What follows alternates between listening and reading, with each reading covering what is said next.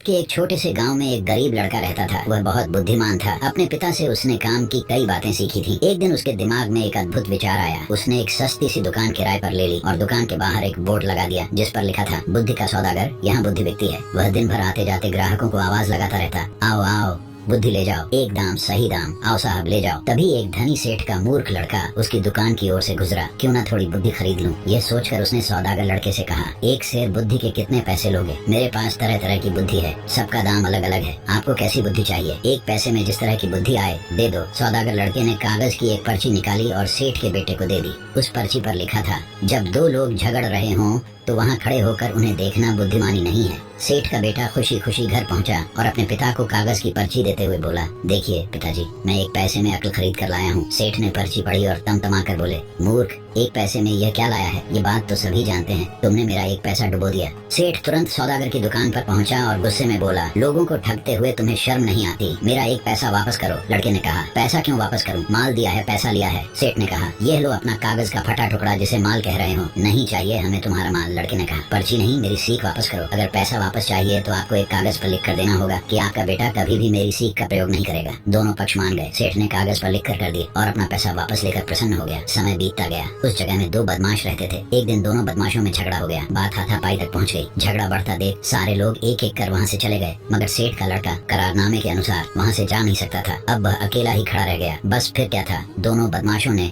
उसे अपना गवाह बना लिया। झगड़े की बात कोर्ट कचहरी तक पहुंची। सेठ और उसका लड़का कोर्ट में लाए गए। दोनों बदमाशों ने लड़के से कहा कि वह उनके पक्ष में गवाही दे। सेठ और उसके बेटे के तो होश उड़ गए। वे सहायता के लिए बुद्धि के सौदागर के पास पहुंचे। बोले, हमें किसी तरह बचा लीजिए। लड़के ने कहा, ठीक है, मैं 500 रुपए लूंगा। सेठ ने तुरंत 500 रुपए निकाल कर सौदागर को दे दिए। लड़के ने उपाय बताया, जब गवाही देने के लिए बुलाया जाए तो पागल की तरह व्यवहार करना। सेठ के बेटे ने वैसा ही किया। जज ने उसे पागल समझकर कोर्ट से बाहर निकाल दिया।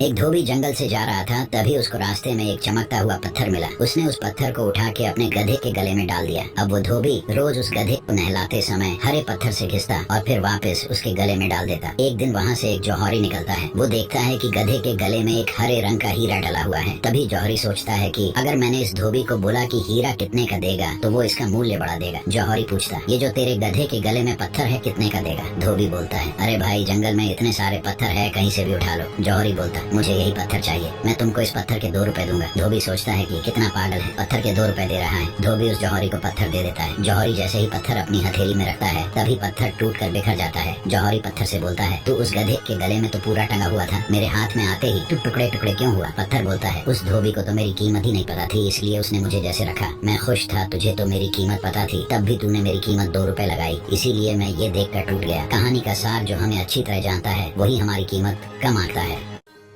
एक मुसाफिर खाने में 3 यात्री मिलते हैं। एक बूढ़ा था 60 साल का, एक कोई 45 साल का अधेड़ आदमी था और एक कोई 30 साल का जवान था। तीनों बातचीत में लग गए। उस जवान आदमी ने कहा कि कल रात एक ऐसी स्त्री के साथ मैंने बिताई कि उससे सुंदर स्त्री संसार में नहीं हो सकती और जो सुख मैंने पाया वह अवर्णनीय है। 45 साल के आदमी ने कहा, छोड़ो बकवास, बहुत स्त्रियां मैंने देखी हैं, वे सब अवर्णनीय जो सुख मालूम पड़ते हैं, कुछ अवर्णनीय नहीं है, सुख भी नहीं है। सुख मैंने जाना कल रात, राजभोज में आमंत्रित था, ऐसा सुस्वादु भोजन कभी जीवन में जाना नहीं। 60 साल के आदमी ने कहा, यह भी बकवास है, असली बात मुझसे पूछो। आज सुबह ऐसा दस्त हुआ, पेट इतना साफ हुआ कि ऐसा आनंद मैंने कभी जाना नहीं, अवर्णनीय है। कहानी का निष्कर्ष, संसार के सब सुख ऐसे ही हैं, उम्र के साथ बदल जाते हैं। 30 साल की उम्र में काम वासना बड़ा सुख देती मालूम पड़ती है। 45 साल की उम्र में भोजन ज्यादा सुखद हो जाता है, इसलिए अक्सर 40-45 के पास लोग मोटे होने लगते हैं। 60 साल के करीब भोजन में कोई रस नहीं रह जाता, सिर्फ पेट ठीक से साफ हो जाए तो जो समाधि सुख मिलता है वह किसी और चीज में नहीं मिलता। संसार के सुख बस ऐसे ही हैं और इन सुखों के लिए हमने कितने जीवन गंवाए हैं और ये मिल भी जाए तो भी कुछ नहीं मिलता। बोलो राधे राधे।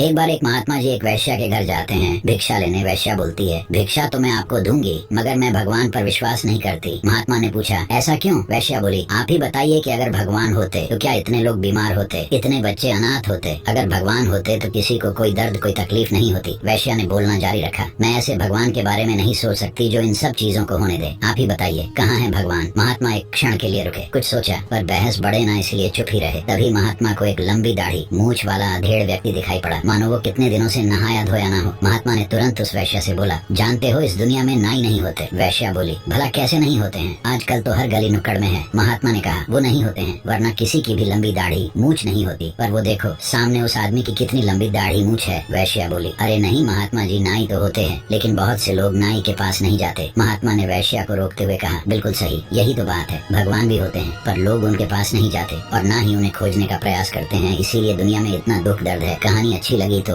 ऐसी और वीडियो के लिए हमारे चैनल को सब्सक्राइब करें। बोलो राधे राधे।